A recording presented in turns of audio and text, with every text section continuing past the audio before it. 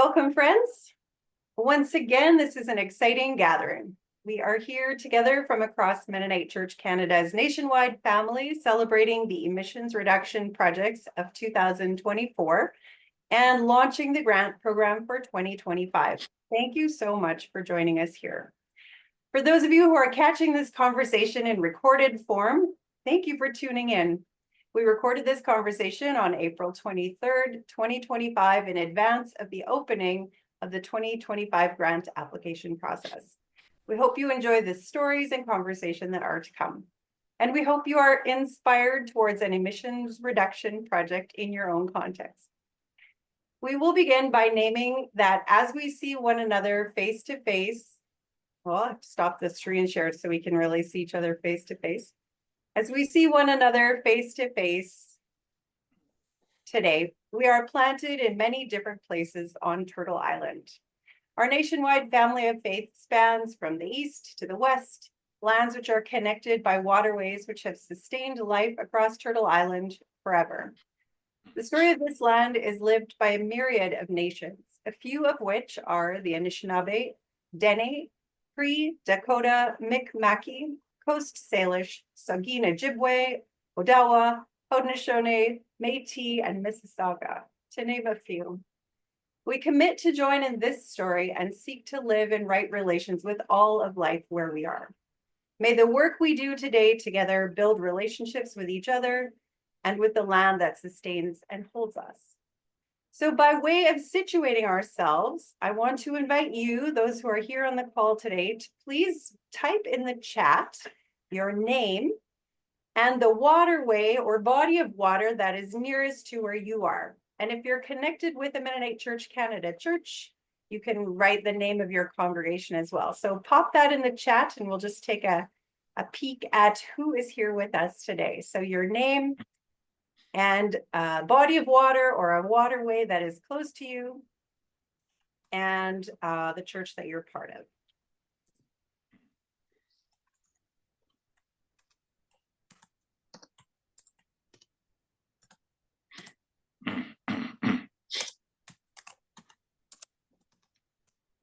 So we have the Fraser River, Assiniboine, and Red Rivers.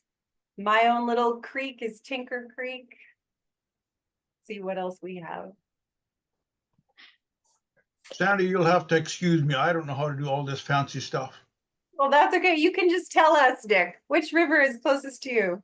South Saskatchewan. We're actually between the South Saskatchewan and the North Saskatchewan. So okay, nice. Yeah, anyone else is welcome to say it. That's totally fine too. Thank you, Dick. Lake Nepawasi. I haven't heard of that before. Nice. Fraser River Point. Yes. Okay. It is good to name these things and to remember our connection to the water that sustains the land that sustains us. So I'm Sandy Plett, Climate Action Coordinator for Mennonite Church Canada, and I've been at this work since November of 2022. You might be interested to know that, one second. Sorry, something is a little bit funny here. Whoa. Technical difficulties. You might be interested to know that when I began this position, there we go. It's not going to work. Sorry, I'll pause this and fix it in the recording. Let's try that again. And we'll try it one more time.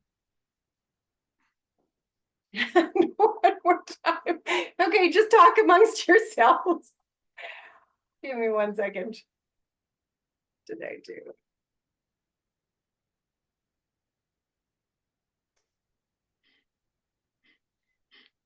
When I took this position, they didn't tell me that technical Zoom skills would be so critical, but clearly I need a little bit of a, here we go.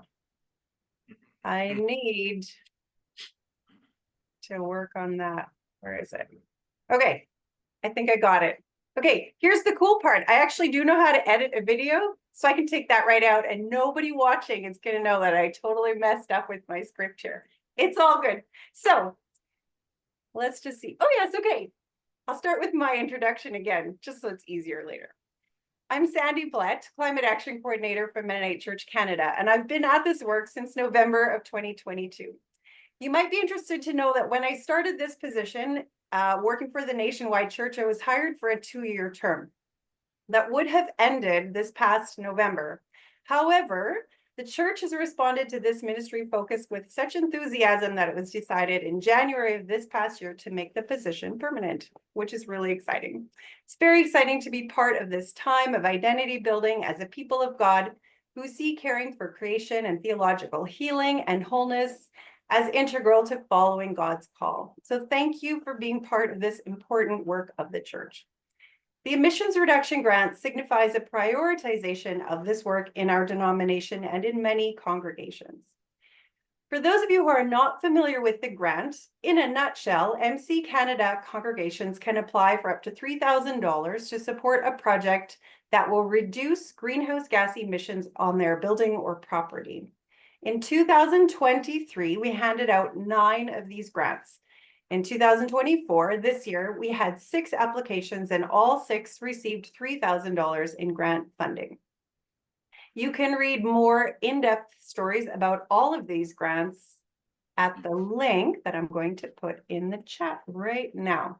So if you aren't sure how to do this, so you don't have to read it now, just click that link. It will open in your computer somewhere else, and then later you can read it, or you can email me later and ask me for that link if that's not working for you. So that is all of the stories of the 6 churches that got a grant this year and the 9 stories of the churches who got grants last year. So today we are here to celebrate. And I truly believe that celebration is a critical part of the cycle of our work as we live into being a church that is responding in faith to the climate crisis.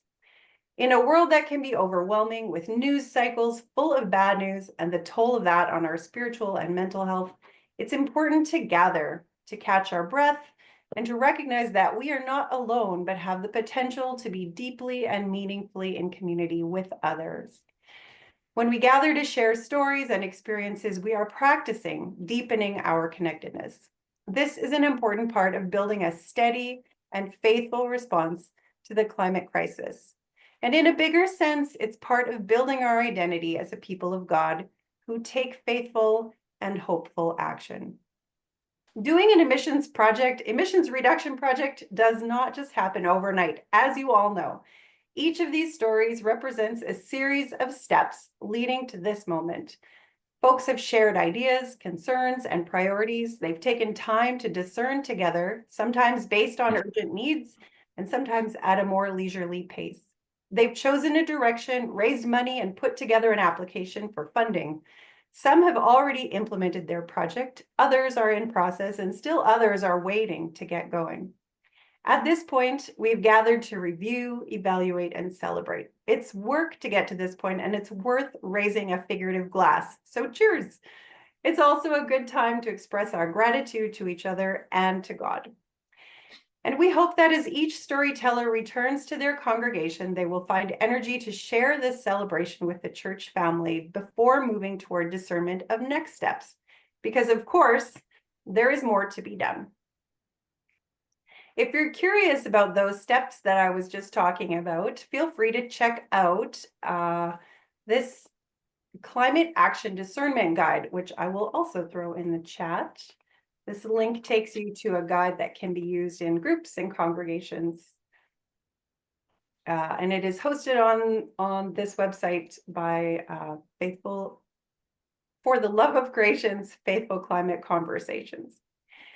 Couple of housekeeping things. As you know, we're recording this conversation so we can share this event with others who plan to apply for the grant.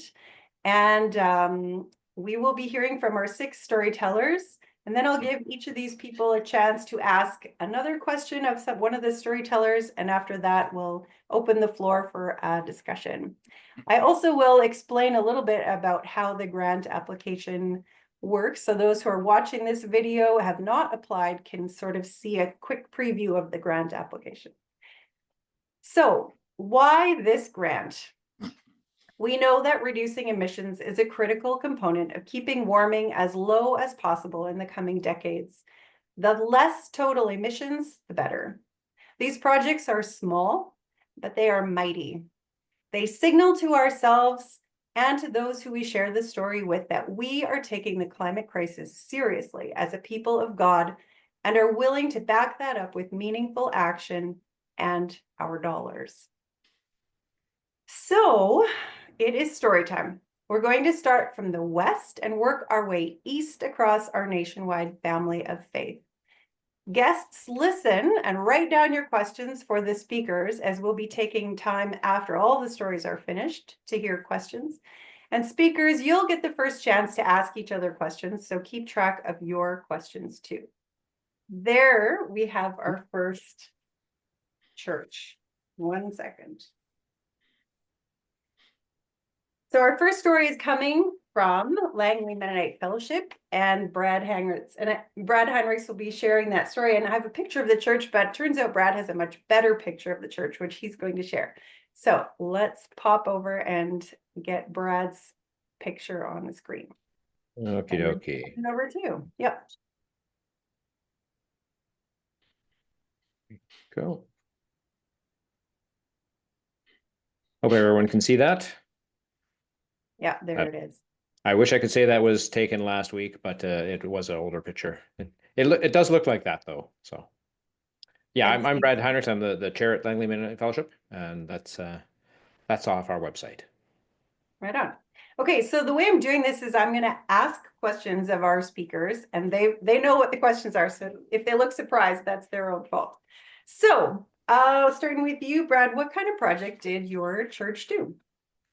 We wanted to replace our heating, ventilating, air conditioning units. They were gas burning furnaces.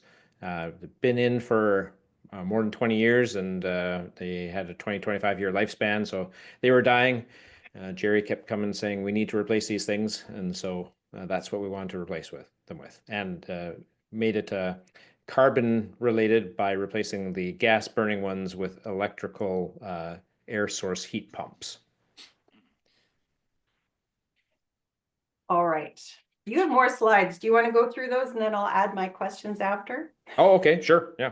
So I'm an engineer. I like math and calculations. So I tried to figure out from our utility bills how much carbon we put out in burning gas. And here in BC, our electricity is mostly hydro, so that's almost nothing.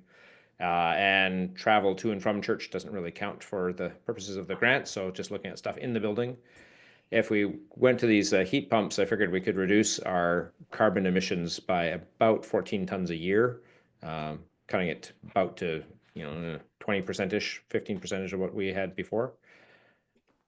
The cost to do this, to replace our furnaces like for like with gas furnaces and air conditioners, was about 85,000, and the heat pumps in was 135. And just for context, our annual expected donations that year was about 175,000. So it's a pretty big ask for the congregation. That's a huge expense. How did you pay for it?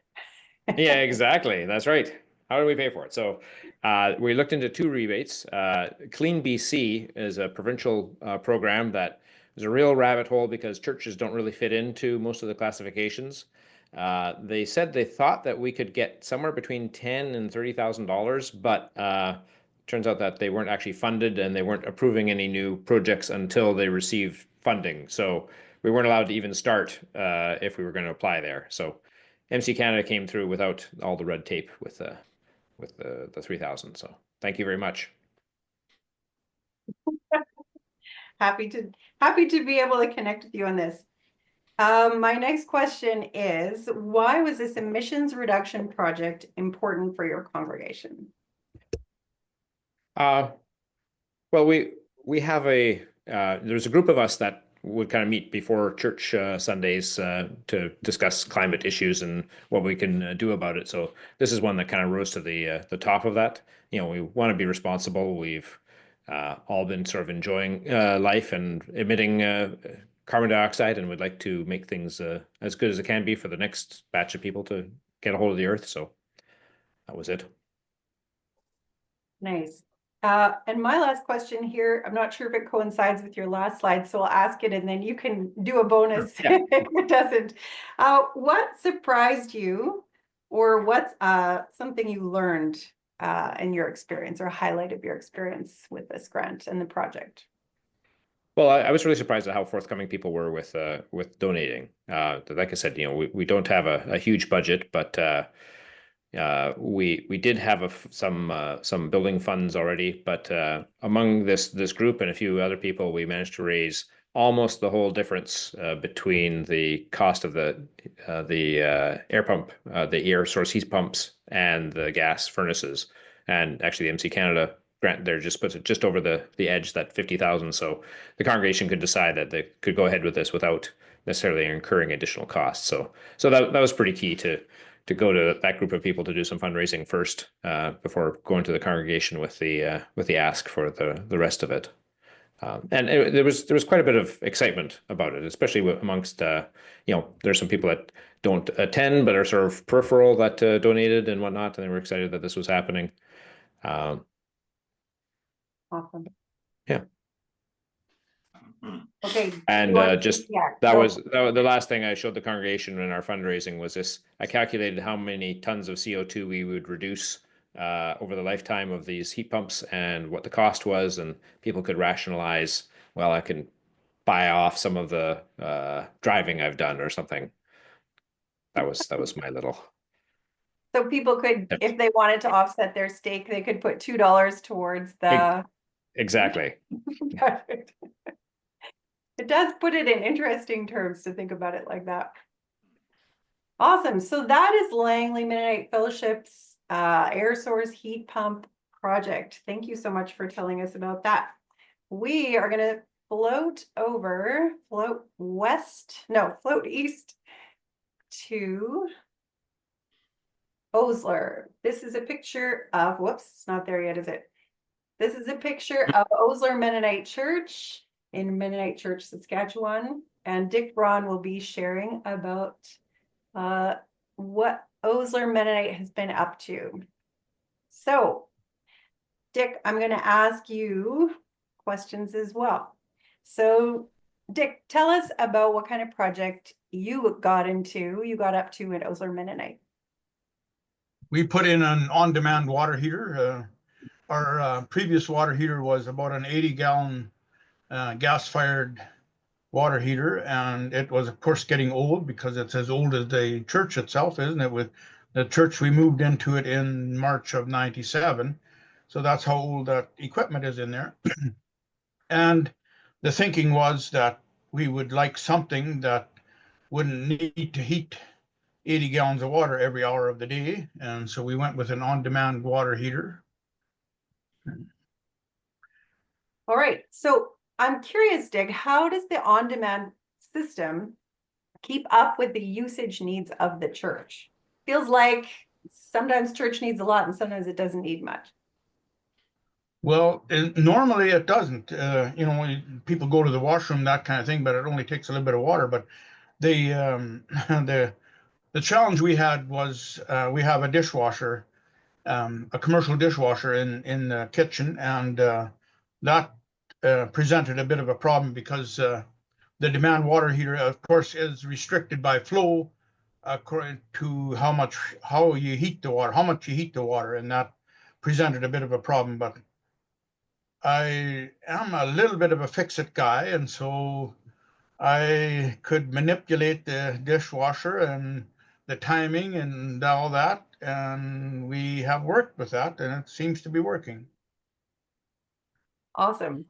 So another thought, how do you plan to quantify the reduction in natural gas use? Because this is a natural gas reduction project, right?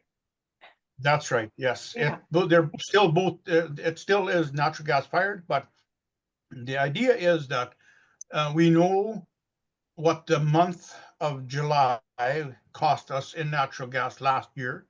And so that is what we're going to go by this year, is to check to know how many dollars or how many cubic meters of gas we would have saved by having this thing in there instead of the big tank of water being heated. And so that's how we're trying to figure that out, what actually we will be saving. And are people generally happy with it so far? Mostly, yes. I mean, that was one of the things that came into play. But I mean, what we've also done is I've insulated the lines going from the heater to the dishwasher, which has made a difference yet also of how hot the water gets that comes to the dishwasher.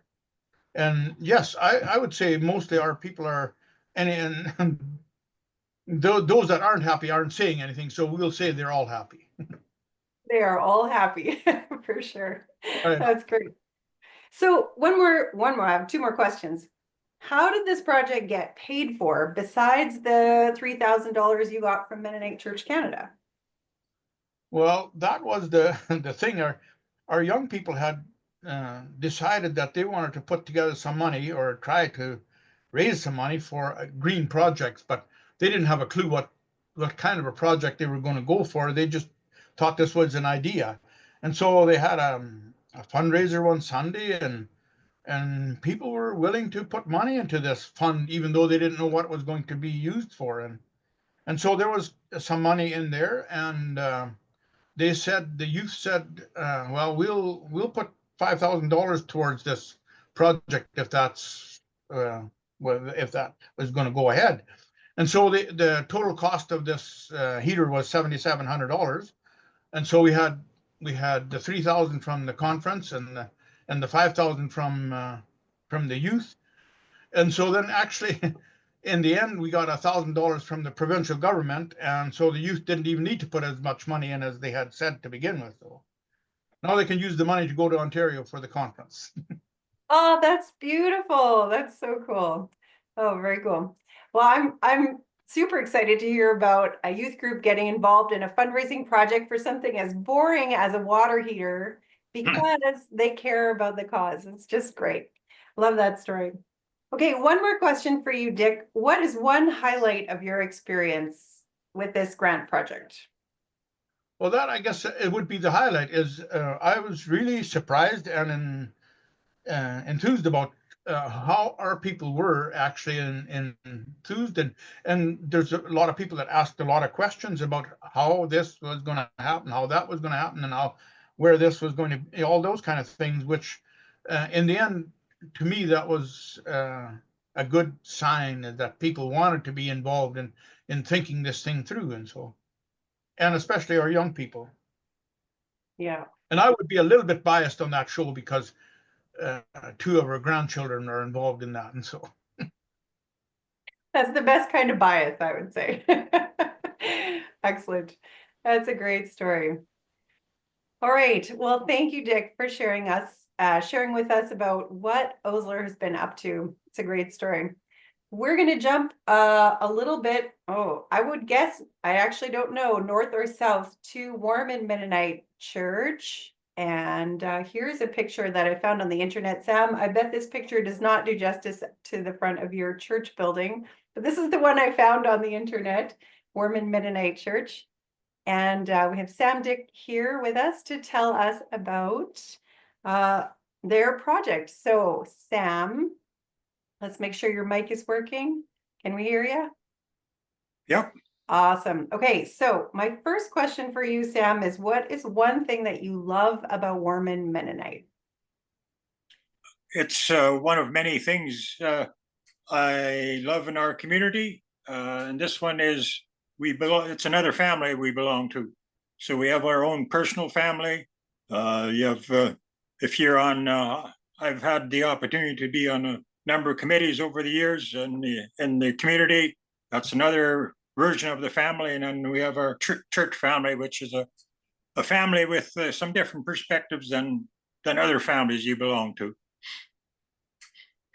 All right, thank you. So what was the project that Warman Mennonite did with the grant money? Tell us about that. Our project was the installation of new windows. We approached this project through the eyes of stewardship of the resources God has given us. So with better windows, we pay less for energy. which in turn means we have more money to support the mission of the church. One aspect of mission is that for 40 plus years, we've been blessed to be able to work with like-minded individuals in supporting the children and families of the community through the Warm and Happy Tots program. So that's been ongoing for a long time. And we rent a space to individuals who lead the program, which helps out family. And with the rental income, it in turn helps us help others like Teen Challenge, who help people with addiction. So it's kind of a circle that keeps on giving. Oh, that's awesome.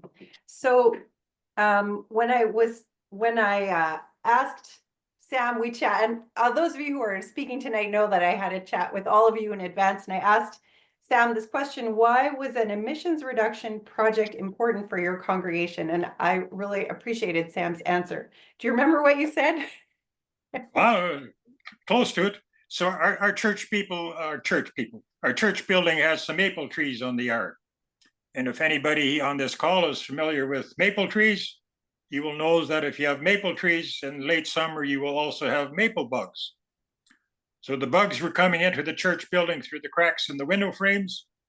While we love all of God's creation, having some boundaries at times helps us to continue to love God's creation. And since the Wingo upgrade was completed, we are in much better speaking terms with the maple trees, and we appreciate the positive impact they have within God's creation. I love that. Thank you, Sam. My last question to you is, what advice do you have for people planning to apply? We were somewhat hesitant, and this was our first time applying, and who's going to do it? This looks like a lot of technology work, and who wants to do it? But at the end of it, just go for it. If you've got some plan you want to do in your particular church, I'd encourage everyone to just go ahead and apply. And we were blessed with the beyond what we expected. We thought it was just going to be, keep the bugs out kind of thing, but it has other benefits as well. Okay. Thank you so much, Sam, for sharing with us about what Mormon Mennonite has been up to. Is there anything else? I can't remember if there's anything else I was going to ask you. I think that was it, right? You're the person with the questions. I'm the interviewer. That's right. I think we're good. Well, thank you, Sam. You're All right. welcome.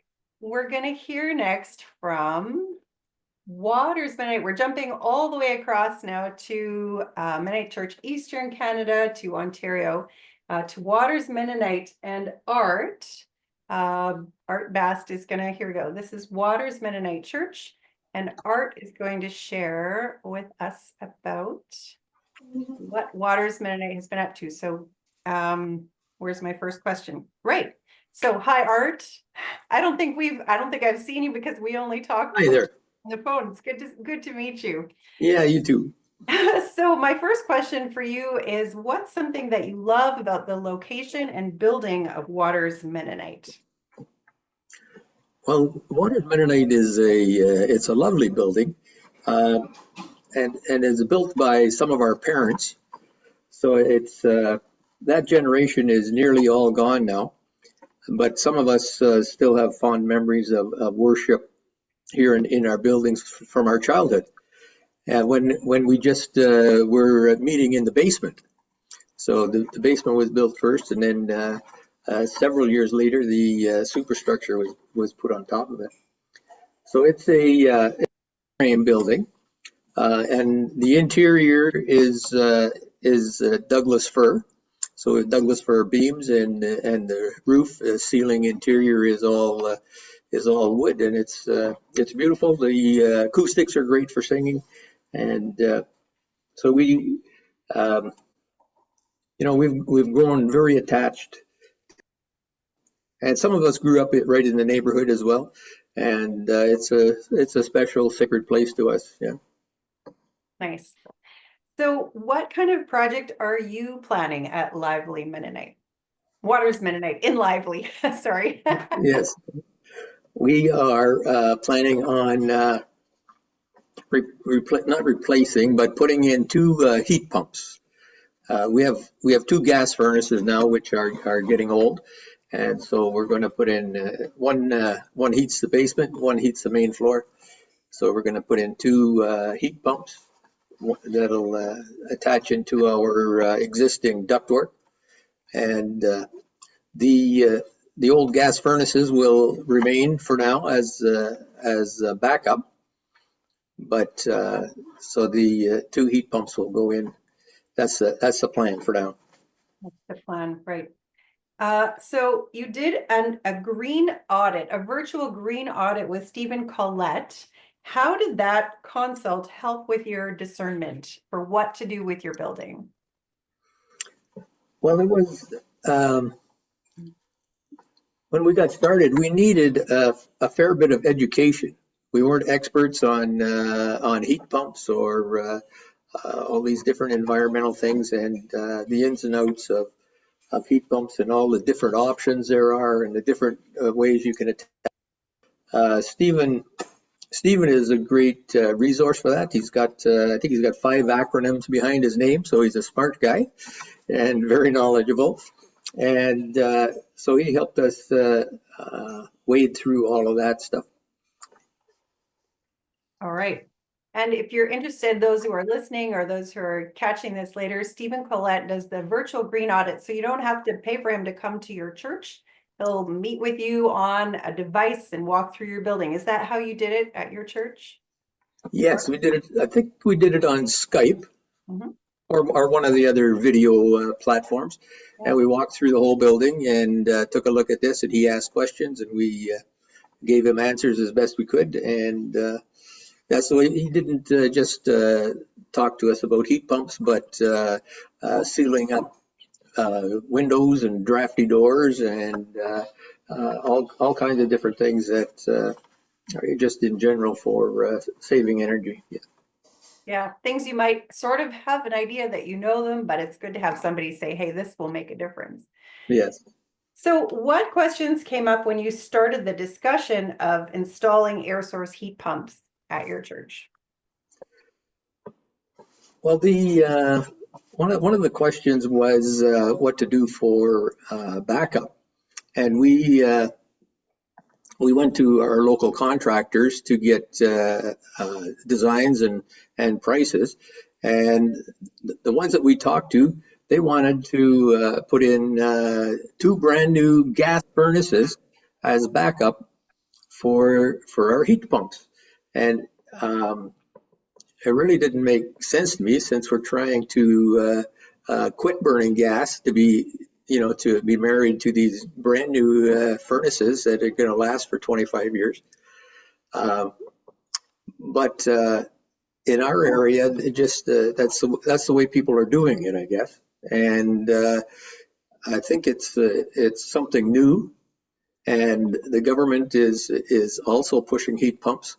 So this is what the contractors do. So they pump out the heat pumps, and they haven't really caught up to all of the ins and outs and options and best practices and best ways to go yet. So this was another thing that Stephen helped us get through, because we didn't want to do what the contractors were steering us in that direction. So will you end up installing the furnaces, the gas furnaces as well?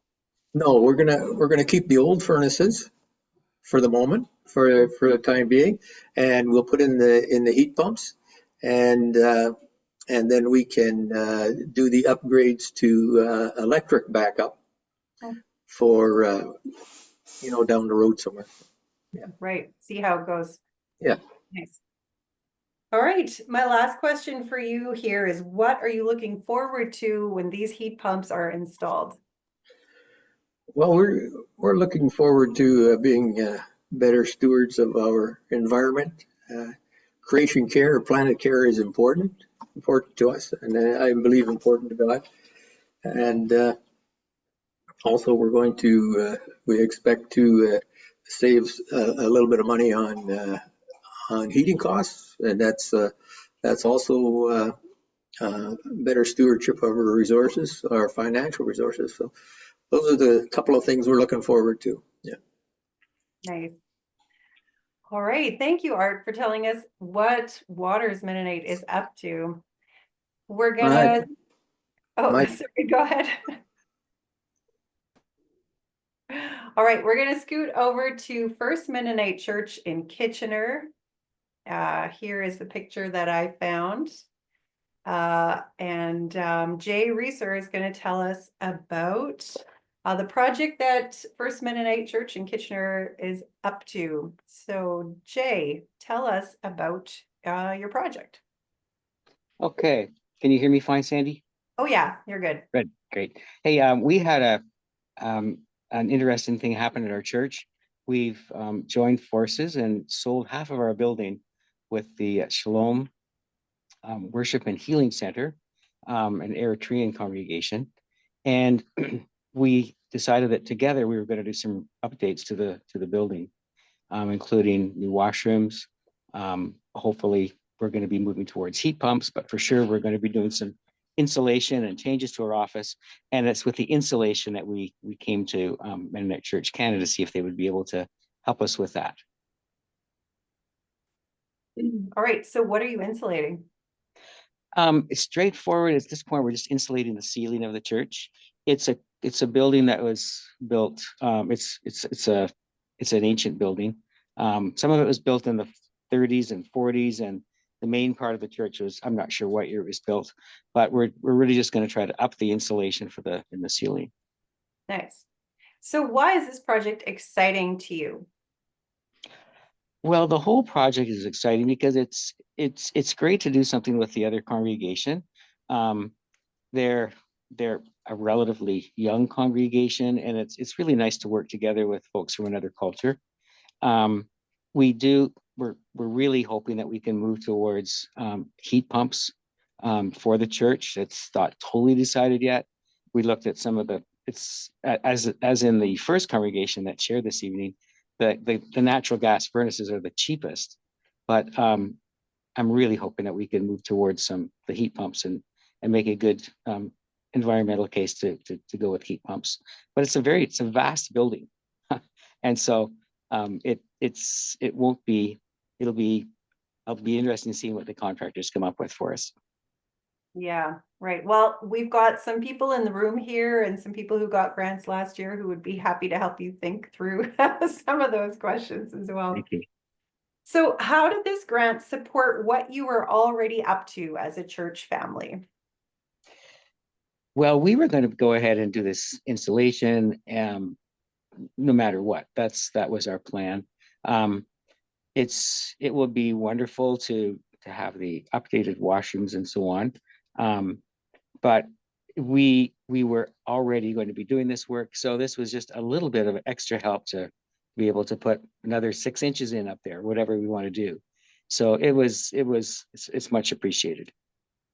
All right. And as Jay mentioned, First Mennonite Church has recently sold half of their property to this Eritrean congregation called Shalom Worship and Healing Center. So I wonder if you could articulate for us how that new relationship supports the creation care efforts of your congregation. Yeah. Well, I've been part of the congregation for about 1.5 years. And there's not as many people come to our church as there used to be 10, 20 years ago.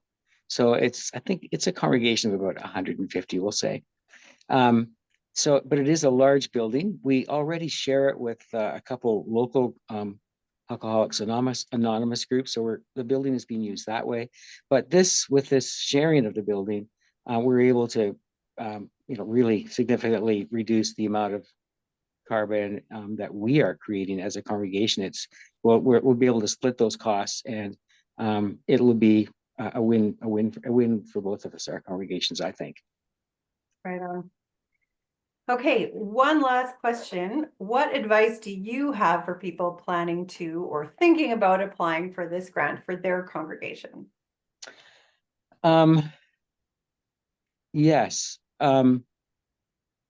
I would encourage people to think, and I think the folks that I've heard interviewed tonight would back this up. To think beyond just dollars. A few years ago at my former church, before we moved to new community, we put up a new addition to the church, and we were excited about it. And we moved from electric heating, and we were very excited about moving to natural gas heating because we would be able to significantly reduce their cost versus resistive heating. And it was back in 2018, and I'm really kicking myself that we should have had heat pumps in there back in those days. But it was just a little bit before our congregation was thinking along those terms, and it wasn't as common to do that. So I would encourage people to really think ahead and maybe go with the extra cost, because as time goes by, to replace a furnace in a congregation, it's going to be with you for 30 years, whatever, 20 years. So it's going to be polluting for a long time.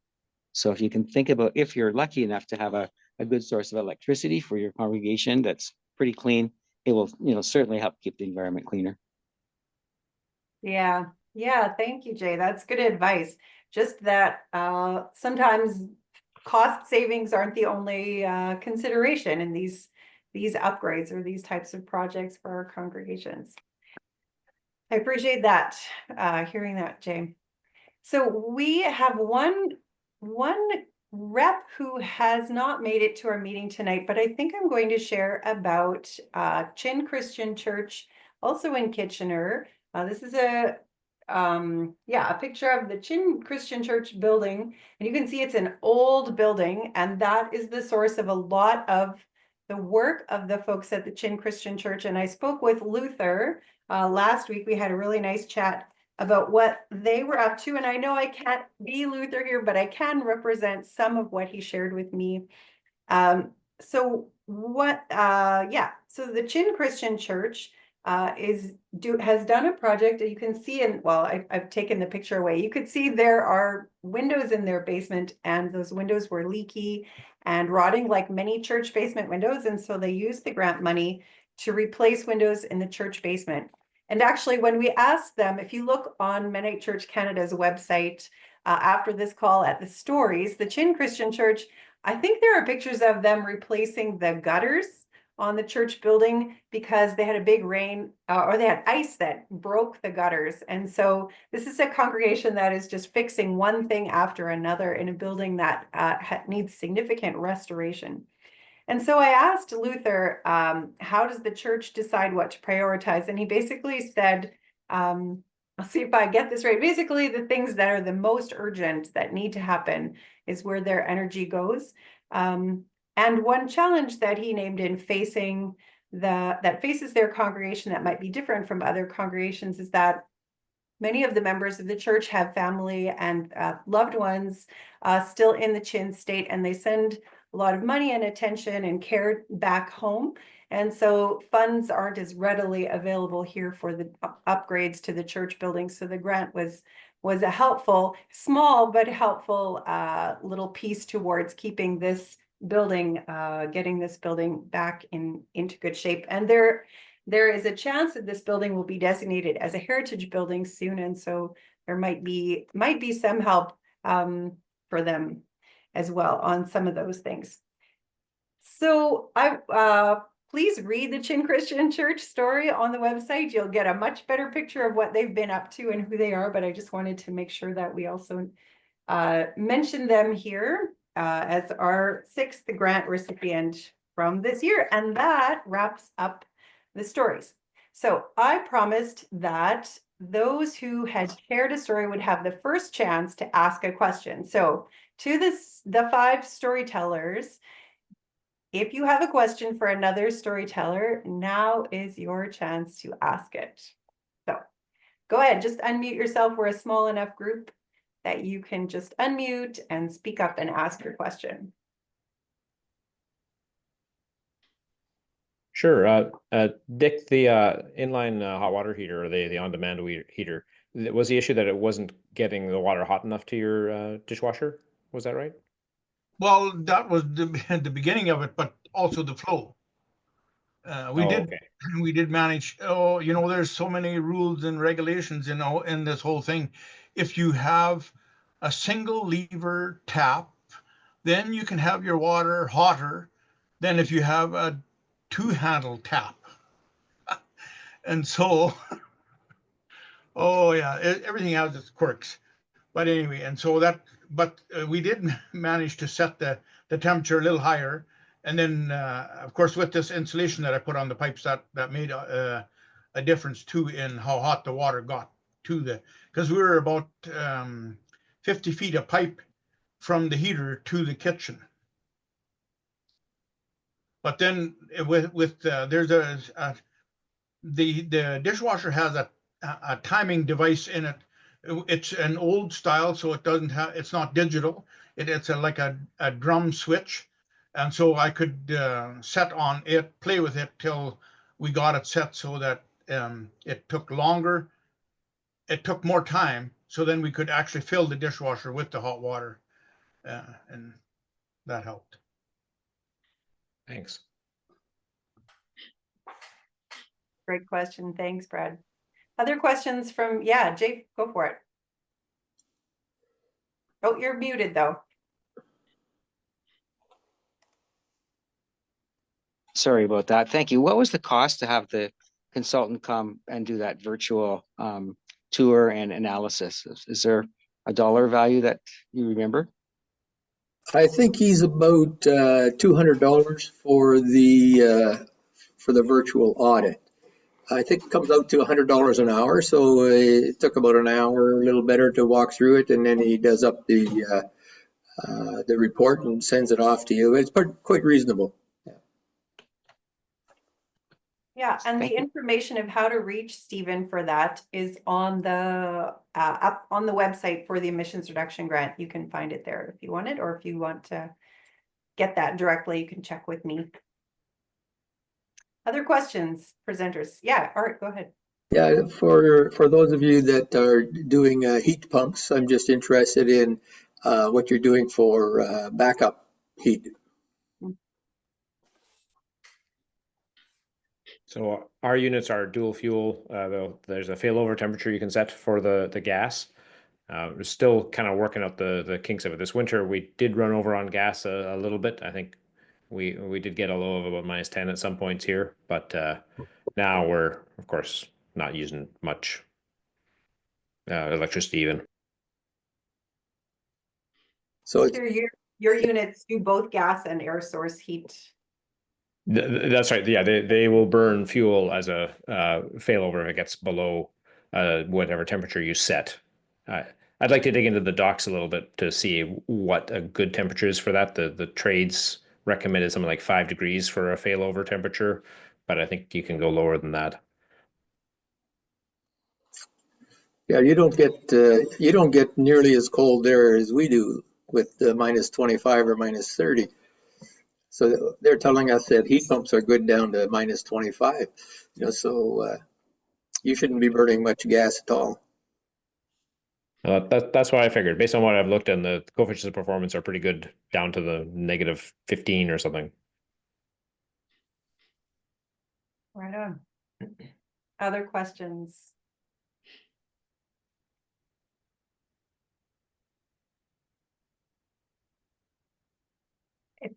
Well, let's open it to everyone else. If you aren't a presenter, please feel free to ask your question and we can have a bit of time for discussion here as well. Thoughts, questions, reflections?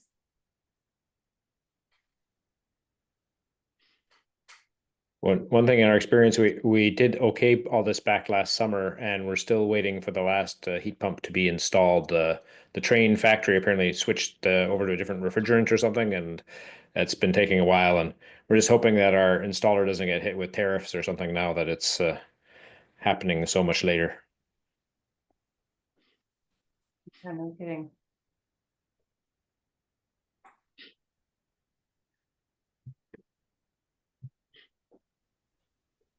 I would just have a comment. Jay touched on that a little bit as to, he said we should think ahead a little bit. And one of the things that I think we in North America have a bit of a problem with is that, and we keep asking, is it worth it? And what does that really mean? Is it worth it? And when we were in Germany some years ago, I think those people had gotten by that idea. Is it worth it? You know, is it worth it to have 3 garbage bins on your yard so that you can actually sort your garbage so that it can be recycled and all that? Is it worth it? And I think we should get past that and see, well, we can do it. Then we can do it. And Yeah, thank you, Dick.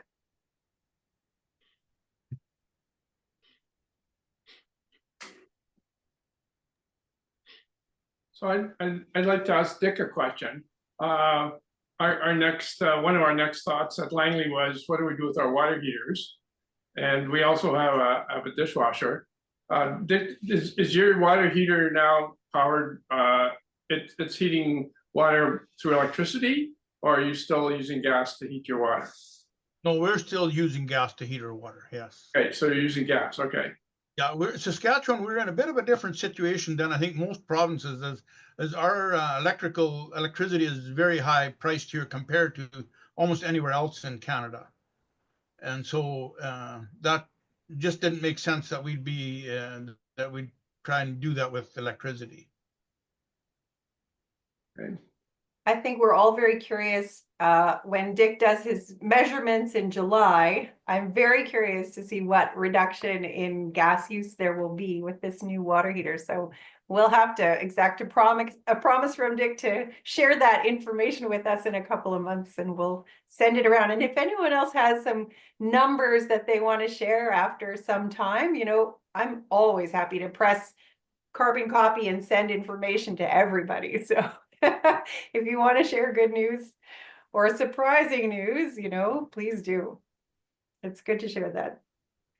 Well, I think that would be very simply done. Once those numbers are in, I can easily send that to you, and then you can share it with it.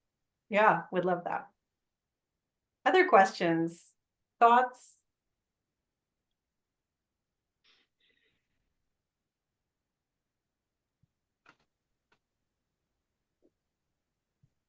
Yeah, Jade, go for it. Yeah, okay.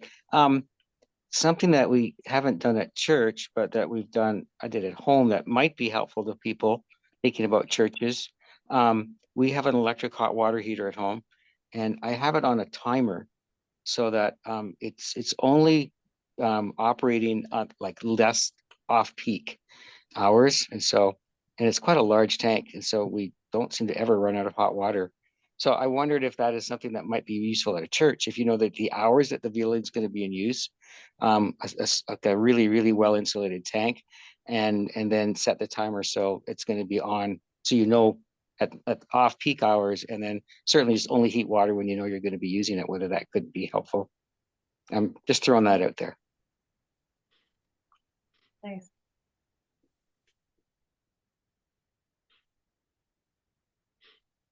Seems like a good idea. I was inspired by the insulating the hot water pipes, because in my house, the hot water tank's in the basement and my shower is on the second floor, and that water is cold for a long time.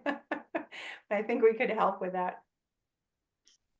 Any other questions you have for each other or for me about the grant? I realize that there's nobody, or most of you here are familiar with how the grant works, so I think we won't go into great detail about how grant applications work in this hour, but I do have a recording of that that I will share with people who watch this recording later. But yeah, any questions about how the grant works or anything else? When's the 2025 deadline? 2025 deadline is September 30th, 2025, and grant applications open tomorrow. If you got a grant this year, you have to wait until next year. You can only apply every other year. So Listowel, I think you're eligible. Robert is like, yes.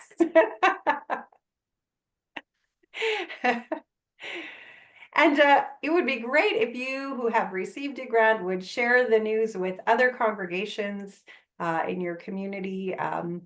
Not because $3,000 is like a huge pile of money, although it is a good pile, but also because it connects us and it helps us to see how we are all working at this together.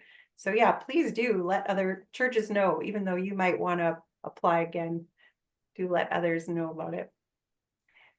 More questions? Any other questions about the grant? I can go into detail about it, but I'm not sure this group who has all just recently applied needs that. Jerry, were you waving a hand? Did you have a question? Oh, you're muted.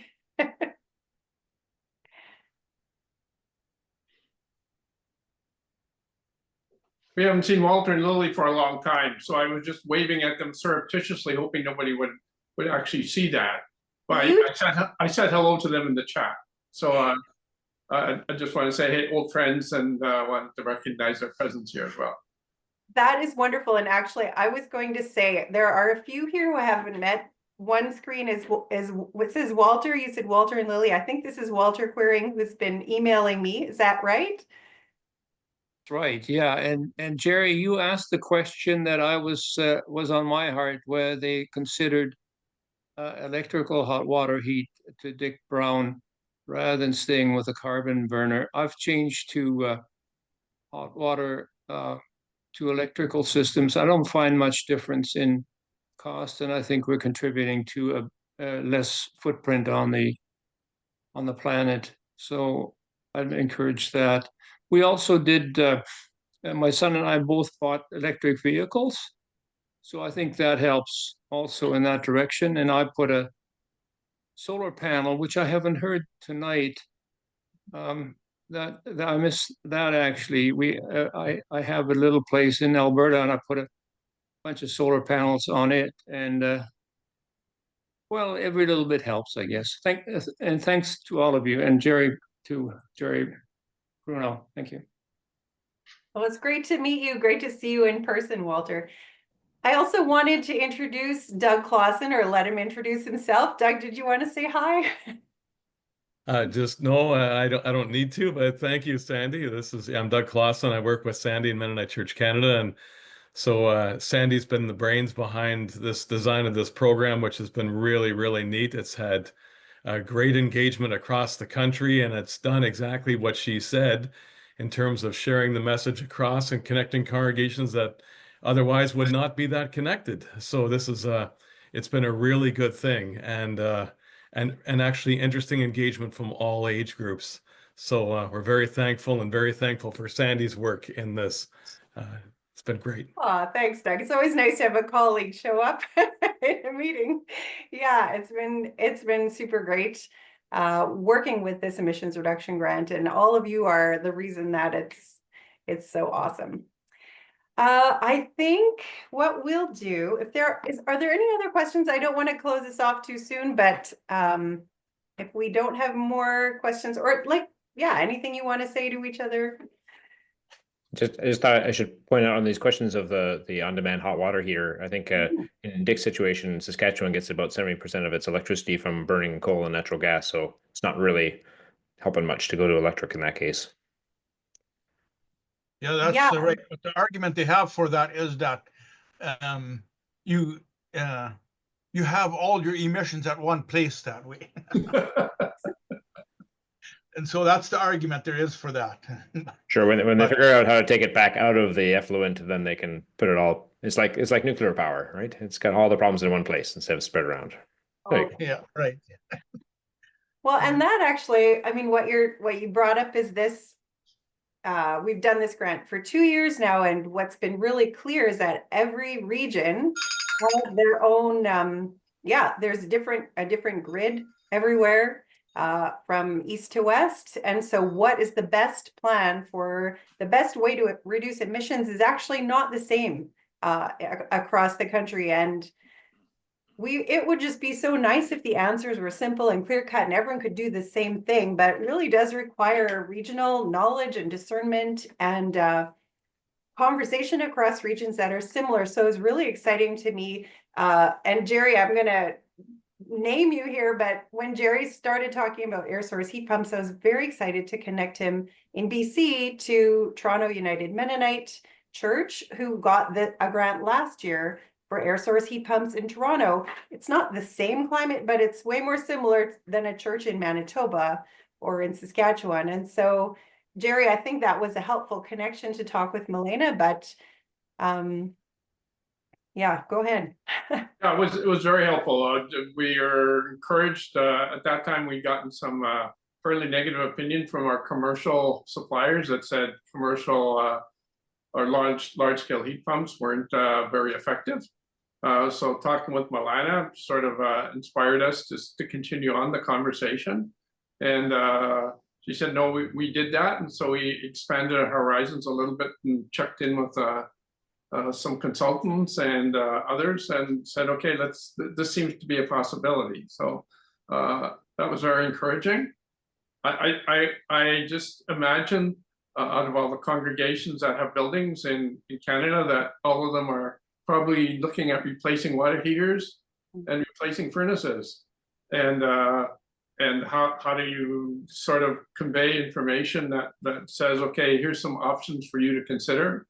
Because the furnaces basically have 25 years of service life and water heaters have 10. And so how do we follow up with what Dick has done and Art and Milena, and how do we say, okay, how can we distribute that knowledge to all those congregations who have buildings that are looking at replacing their heating systems? What kind of options are there available for them to consider? Yeah. Yeah, so maybe that's a warning to all of you. If somebody contacts me in the next year asking about a project that I know you've done or have thought about deeply, I might just put them in touch with you.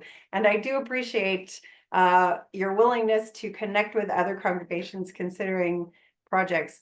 Walter, you mentioned the solar panels, and you're right. In this group today, we haven't got any church building except, Jay, do you guys have solar panels? You have solar panels.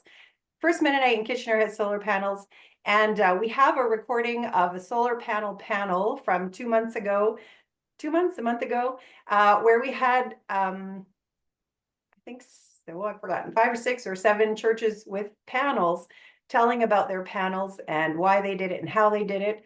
And that's a great recording. If you want to catch that, you can find it on Common Word. And maybe as a follow-up to this call, I'll send around a link so that you can find that if you're interested in hearing what all of those folks had to say about their solar panel installations. I think we will wrap up here with a few things. One, if you have any questions about your grant, the money, if you're waiting for it and it hasn't showed up, or any questions about your grant, please don't ever hesitate to be in touch with me. Those of you who are watching online at a later date and you're thinking, should I apply or not? Please call me, email me, be in touch, and I would just love to talk it over with you, see where your congregation is at, and help you think where to go next to find out your congregation's next steps. As you can see, these are fun conversations and always uplifting. Also, just a reminder, and Brad got me saying this already, the deadline is September 20th for applications for the coming year. And you have a whole year from September, you have a whole year from when you find out that you got the grant to when you have to have spent the money. So you basically have from early November next year until the following November, a whole year. And if you find that you haven't quite got it all together and you need a little bit more time, I'm pretty approachable, so you can always ask. So the window is wide. If you're thinking now about a project, you have all the way until September to talk with your congregation, to gather up some energy for it, and then to get the application filled out, which doesn't take that much time. And then you have a whole year and a bit to get that project done. So yeah, big encouragement from us. And hey, people on screen, wave if you would encourage people to apply. There we go. People are waving. They think you should apply. So do it. Thank you, panelists, for joining us this evening and sharing about your congregation. It's always, for me, as someone who works almost entirely on screen with little boxes, it is such a joy to meet actual people who are connected to the names of the churches across the country. I'm sure Doug would say the same thing. It's always feels like, oh yeah, real people and real stories and real lives and real questions and, just real faithfulness. So what a gift to be connected to all of you. And thank you to those of you who just joined for fun, and those of you who are listening and are thinking about a grant. Thank you for your interest. And thank you to Mennonite Church Canada, the Mennonite Church family, who has provided these funds. That money doesn't come from me, that money comes from our wider nationwide family of faith. So thank you to our nationwide family of faith. That's all of you for making this a priority. If you're thinking about how much money you've saved with your emissions reduction project, here's one thought. You can pay some of that money forward to the next congregation who's looking for a grant. I know some of you aren't going to be making money on your projects for a long time yet, but if you are, if you're saving money, the Creation Care Fund of Mennonite Church Canada is where the funds for this grant comes from. So congregations can donate to that fund to say, hey, we want to support another church that is looking to do some project in their building or on their property. The other way that Creation Care Fund sometimes gets money is with the idea of offsets. And I think that fund actually was started a couple years ago with the idea that when people travel for Mennonite Church Canada gatherings, instead of sending an offset to an airline, send your offset amount to Mennonite Church Canada. We'll put it in this emissions reduction fund, and it will go to funding a project within our church family to reduce emissions somewhere. So it's another way of supporting each other. So if you're traveling to Kitchener this summer and you want to keep track of the cost of the carbon expenditure, you are welcome to send that money to the Creation Care Fund of Mennonite Church Canada. Finally, thanks to our Creator God who draws us together and invites us to the work of caring for creation. We are blessed, and amazingly, those gifts just keep on multiplying. So blessings to all of you, and thank you for your time this evening.